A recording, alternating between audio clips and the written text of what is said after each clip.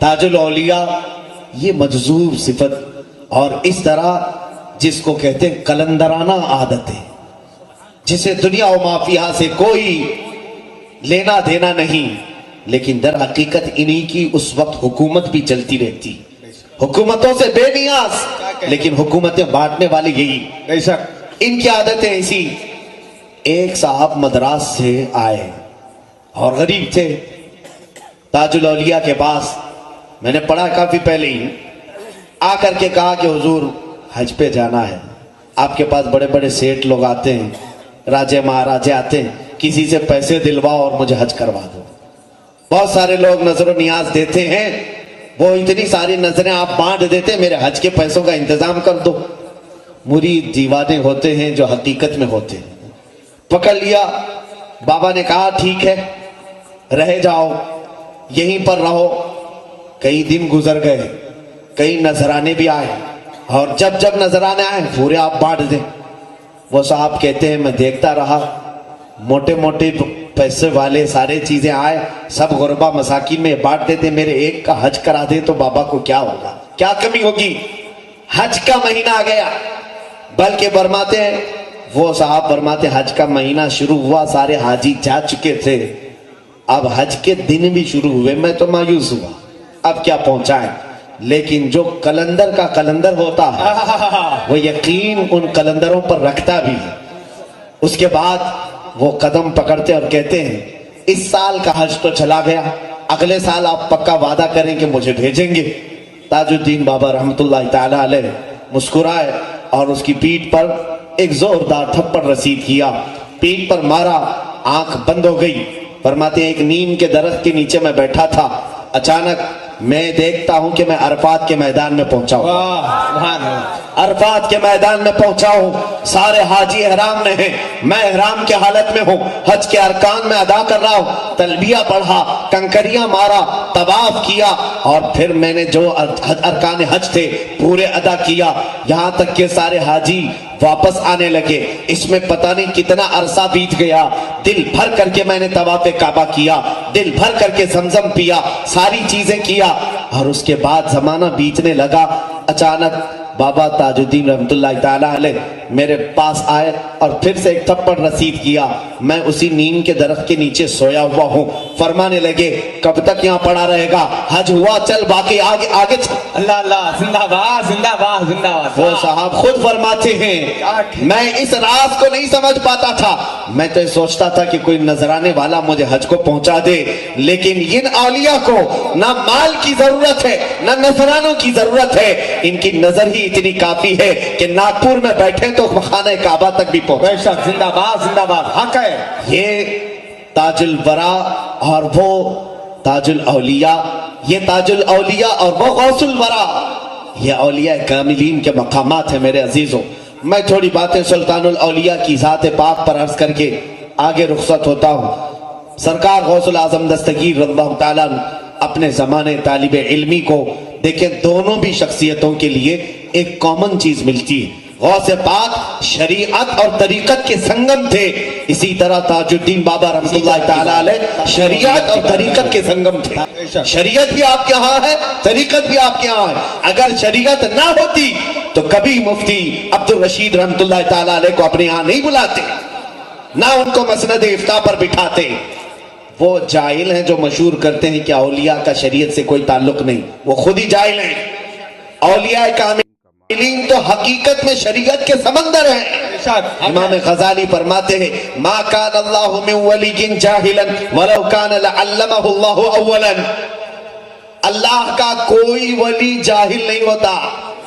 یہ اور بات ہے کہ کسی کے پاس اگر پڑھا نہیں ہے اللہ خود اسے پہلے پڑھاتا ہے، پہلے اسے علم دیتا ہے پھر ولایت دیتا ہے۔ تو کسی ولی کے بارے میں یہ مت سمجھنا یہ کسی مدرسے کو نہیں گئے، کسی کے پاس مولانا کے پاس نہیں بیٹھے۔ اللہ رب العزت بعض اولیاء کو علم لدنی عطا فرماتا ہے۔ تاج الدین رحمت اللہ تعالی علیہ شریعت کے اور طریقت کے سنگم تھے، اسی طرح سیدی غوث الورا سلطان الاولیاء شریعت اور طریقت کے بحر ذخار تھے۔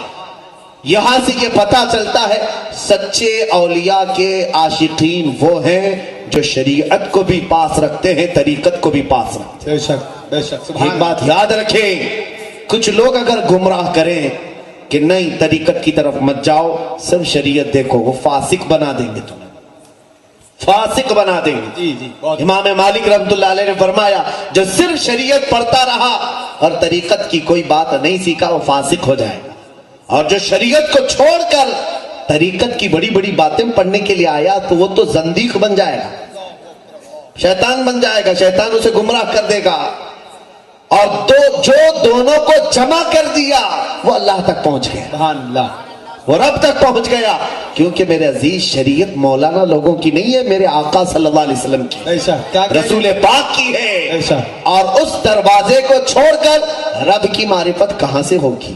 بخدا خدا کا یہی ہے در، نہیں اور کوئی مکر مکر، جو وہاں سے ہو یہی آ کے ہو، جو یہاں نہیں تو وہاں نہیں۔ بے شک کیا کہنے زندہ باد زندہ باد رسول کریم صلی اللہ علیہ وسلم کی شریعت یہ در حقیقت میرے آقا کا دروازہ ہے، یہ چھوڑ کر معرفت تک نہیں پہنچ سکو گی۔ یہ زبان کی تاثیر کیسے آتی ہے؟ یہ زبان کی تاثیر کیسے آئے گی؟ اولیاء کی زبان میں جو ہوتی، بابا جو بولتے تھے تاج الاولیاء، بولنے کی دیر نہیں ہوتی تھی کہ کام ہو جاتا تھا۔ بے شک کیا آپ نے نہیں سنا؟ ناگپور والے اگر تاج بابا کو نہ سنے ہو تو سب سے بڑی جہالت ہے، سب سے بڑی جہالت ہے۔ آپ جو فرماتے، حتیٰ کہ ایک عورت آئی، ایک صاحب ہیں، وہ کہتے ہیں میری بیوی بہت ہی بیمار ہوئی، لا علاج مرض میں مبتلا تھی، ڈاکٹروں نے کہا کہ جو کھائے کھلا دو پلا دو، ہو گیا اس کا ٹریٹمنٹ ختم ہو گیا۔ تو وہ صاحب کہتے ہیں میں اپنی کمزور عورت کو لے کر کے بابا کے پاس آیا، بابا نے دیکھا اور ان کی جو زبان ہوتی ہے ہو جی ہو جی، سبحان آپ نے فرمایا ابھی نہیں مرتے، ٹھنڈے کھاتے ٹھنڈے پیتے اور جیتے، واہ واہ واہ واہ واہ سبحان اللہ اتنا فرمایا۔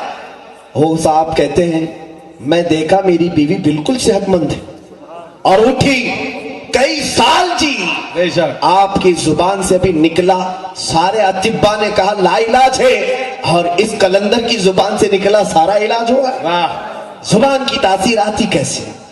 ایک بات یاد رکھیں، زبان میں جو تاثیر آتی ہے، یہ اولیاء جو بولتے ہیں، جملے بولے اور اثر ہو جائے، ہم ہزار بولے کچھ نہ اثر ہو۔ حضرت نظام الدین اولیاء کی بارگاہ میں ایک صاحب آئے، کہا کہ حضور میری بیٹی کی شادی ہے، کچھ کر دیں۔ کہا جا کچھ پتھر ڈھیلا لے کے آ جا، کچھ ملے۔ وہ کہتے ہیں میں 3 ڈھیلے لے کے آیا، 1 ڈھیلا 2 ڈھیلے 3 ڈھیلے جو بھی لے آئے۔ محبوب الہی نظام الدین اولیاء نے 3 بار قل ہو اللہ پڑھا، اس پر دم کر دی، لے جا تیری بیٹی کی شادی کر، اور بھی ایسے جی۔ کہا میں ڈھیلے لیا تو دیکھا وہ سونا بنے ہوئے تھے، سونے کے تھے، بیچا تو اتنا مال آیا کہ بڑی شادی بھی رچائی، گھر بھی خریدا۔ لیکن وہ صاحب کہتے ہیں نسخہ تو مل گیا تھا، سامنے دیکھا تھا 3 بار قل ہو اللہ تو پڑھنا ہے، گھر میں جا کر بہت سارے ڈھیلے جمع کر لیا اور رات بھر بیٹھ کر کے قل ہو اللہ قل ہو اللہ قل ہو اللہ پڑھتا رہا۔ 1000 بار ہو گیا، بار بار آنکھ کھول کے دیکھے تو ڈھیلا ہی ہے۔ دوسرے دن آیا، کنفیوژن تو نہیں ہو گیا، سننے میں مجھے غلطی تو نہیں ہوئی؟ پوچھا بابا محبوب الہی سے، میں آیا تھا آپ کے پاس ایک بار، آپ نے ڈھیلے پر کیا پڑھا تھا؟ کہا قل ہو اللہ پڑھا تھا۔ کہا کتنی بار پڑھا تھا آپ نے؟ کہا 3 بار۔ عجیب حال ہے، میں 1000 بار پڑھا، ڈھیلا کچھ بھی نہیں بدل رہا۔ محبوب الہی نے فرمایا احمد تیری زبان اور ہے، میری زبان اور ہے، تیری زبان الگ ہے، میری زبان الگ ہے۔ اس کو ایک میں عقلی مثال سے اگر سمجھا دوں، عقل کی آنے والی مثال، آپ دیکھیں بندوق کی گولی مشکل سے 50 گرام کی ہوتی ہے، 100 گرام کی سمجھ لیں، دیکھا ہوگا یا نہیں دیکھا ہوگا پتہ نہیں، آپ نے پیتل کی ہو تانبے کی ہو جس کی بھی ہو، وہ بندوق کی گولی 50 گرام کی 100 گرام کی لو، ہاتھ میں آپ اٹھا کر کے دیکھ لیں، اور وہ ہاتھ میں لے کر کسی کو مارو، مر جائے گا آدمی؟ زیادہ سے زیادہ تھوڑی چوٹ لگے گی، اتنا ہی ہوگا نا۔ لیکن اسی گولی کو بندوق میں رکھ کے مارو، پھر تو وہ جان سے ہاتھ دھو بیٹھے گا۔ تو میرے ہاتھ کی کیا غلطی تھی؟ بات یہی کی ہے کہ بندوق میں وہ کمال ہے کہ بارود کو وہ آگ بنا ڈالتی ہے، میرے ہاتھ میں وہ چیز نہیں، اسی طرح ہماری زبانیں اور ہیں جو جملے بولتی ہیں، اور ان کی زبانوں سے جو جملے نکلتے ہیں کبھی وہ سونا بناتے کبھی چاندی بناتے۔ زندہ باد زندہ باد۔ اسی لیے وہ پتھروں کو بھی دیکھا انہوں نے تو گوہر نایاب بنایا، جاہلوں کو دیکھا تو عالم با عمل بنایا، درویش فقیر کو دیکھا تو امیر و غنی بنایا، اور پھر کسی عام کو دیکھا تو ولایت کے مقام کو بھی پہنچایا۔ عزیزان گرامی، غوث العظم دستگیر رضی اللہ تعالیٰ عنہ کی یہ زبان کی تاثیر، اولیاء کی زبان کی تاثیر، میں یہ کہہ رہا تھا کیسے آتی ہے۔ میرے آقا صلی اللہ علیہ وسلم نے فرمایا ہے کہ دو چیزیں تم پابندی کر لو تمہاری ہر دعا قبول ہو جائے۔ سبحان اللہ۔ دو چیزیں، یہ ایک صحابی کو حضور نے تعلیم دی۔ انہوں نے پوچھا یا رسول اللہ کون سی چیز آپ بتا دیں؟ فرمایا میرے آقا نے حلال کھاؤ اور سچ بولو، بے شک۔ حلال کھاؤ سچ بولو، دو چیزیں تم پابندی کر لو پھر دیکھو تمہاری زبان میں تاثیر کتنی آتی ہے۔ سبحان اللہ۔ جس زبان سے حرام لقمہ چلا گیا ہو زبان کی تاثیر ختم، جس زبان پر جھوٹ، گالی گلوچ، چغلی، غیبت، اس کی تاثیر کہاں سے آئے گی؟ یا اولیاء کاملین ہیں جو اپنے ہوش و حواس سے لے کر اپنے اخیر عمر تک حرام لقمہ تو دور کی بات ہے شبہ والی چیز سے بھی بچتے تھے، بے شک۔ شبہ والی چیز سے بھی، اور ان کی زبانوں سے جھوٹ تو درکنار ہے، یہ مذاق بھی کسی کے ساتھ نہیں کرتے تھے۔ بے شک۔ عزیزان گرامی، اس لیے زبان کی وہ تاثیر تھی کہ گفتہ خدا بوت، کیا ان کا کہنا اللہ کا کہنا ہو جاتا ہے۔ اسی طرح کی باتیں ہم نے تاج الاولیاء کی بھی پڑھی۔ ایک صاحب لکھتے ہیں کہ ہم مہاراجہ باغ یہاں علاقہ ہے، تانگے میں سفر کر رہے تھے تاج بابا کے ساتھ، تانگے والے کو اچانک کہا چل رہے گاڑی بڑھا کابل کندھار کی طرف۔ کابل کندھار کہاں ہے؟ افغانستان میں۔ کہاں گاڑی بڑھا؟ کابل کندھار کی طرف۔ صاحب کہتے ہیں اچانک میں دیکھا گاڑی بڑھتی بڑھتی آئی، افغان میں ہم پہنچے ہیں، کابل کندھار میں چل رہے ہیں۔ بابا ایک جگہ گاڑی رکائے اور ایک گھر کے سامنے رکائے، تین لوگ اندر سے آئے، تینوں سے آپ نے بات کیا، اور کون سی زبان میں بات کیا یہ صاحب کہتے ہیں مجھے کچھ سمجھ میں نہیں آیا، گاڑی سے ہی بات کیا، انہیں کچھ سمجھایا، اور پھر تانگے والے کو کہا چل رہے پھر ناگپور کی طرف۔ اللہ واہ واہ واہ، سبحان اللہ۔ واپس نکلے تو وہ صاحب فرماتے میں دیکھ رہا ہوں کہ پھر یہاں تاج آباد میں ہے، پھر یہاں مہاراجہ باغ کے پاس ہے۔ اس واقعے کو کہتے ہیں تانگا گیا بھی آیا بھی، بات چیت بھی ہوئی، منٹ بھی نہیں گزرا تھا، واہ، منٹ بھی نہیں گزرا تھا۔ یہ ہے طی زمان اور طی مکان کی کرامات، بے شک۔ کہ اللہ ان کے لیے زمین کو گھیر دیتا ہے، وقت کو لپیٹ دیتا ہے۔ ایک دو نہیں میرے عزیزوں، بے شمار کرامت ہے۔ حقیقی بات اگر میں بتاؤں، الحمدللہ کافی اولیاء، کافی سلاسل کو میں نے پڑھا ہندوستان کے مشائخ اور اولیاء میں، سرکار غریب نواز کی کرامات اور کچھ مشائخ چشت کی کرامات کے بعد سب سے زیادہ کرامات اگر میں نے کسی کی پڑھی ہے تو تاج الاولیاء کی۔ سبحان اللہ۔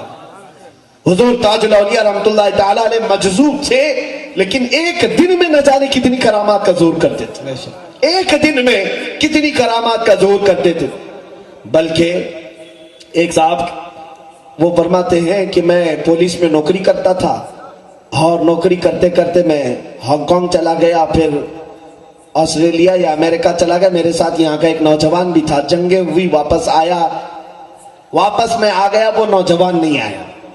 تو اس نوجوان کی ماں کو جب پتا چلا کہ یہ صاحب آئے ہیں تو وہ روتی ہوئی بابا کے پاس آئی، قدم پکڑ لیا، کہا کہ بابا میرا بیٹا نہیں آیا، انگریزوں کی فوج میں تھا یا پولیس ڈیوٹی پر تھا، گیا تھا ہانگ کانگ یا پھر امریکہ وغیرہ لندن گیا ہوں، آیا نہیں، واپس نہیں آیا۔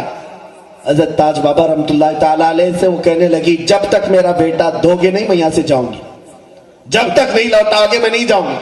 مجھے لگتا ہے شہر ناگپور والے یہ ادا اگر بھول گئے ہوں تو واپس پکڑ لو، حاجت آ جائے چادر پکڑ کر بیٹھ جاؤ، جب تک یہ نہ ہو جائے اٹھوں گا نہیں۔ بے شک، دیکھنا آج بھی وہ کرامات زندہ ہے۔ بے شک، بے شک۔ وہ خاتون بیٹھی، اس کے بعد روتی رہی۔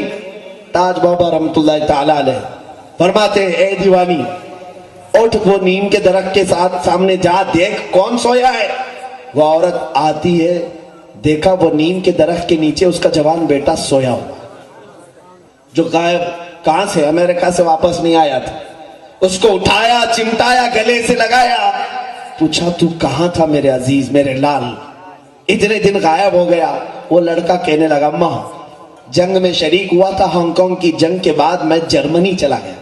میں نے سوچا کہ وہاں کچھ دن گزار لوں. ہوٹل میں وہاں پر کچھ کھا رہا تھا, ایک بزرگ آئے اور وہ بزرگ کلندر صفت تھے. مجھے ایک تماچا مارا اور کہا اے لڑکے تو یہاں عیاشی کر رہا ہے, تیری ماں تیرے گھر پر رو رہی ہے. میں ڈر گیا, یہ بابا یہاں جرمنی میں کہاں سے آئے, کون بابا ہے؟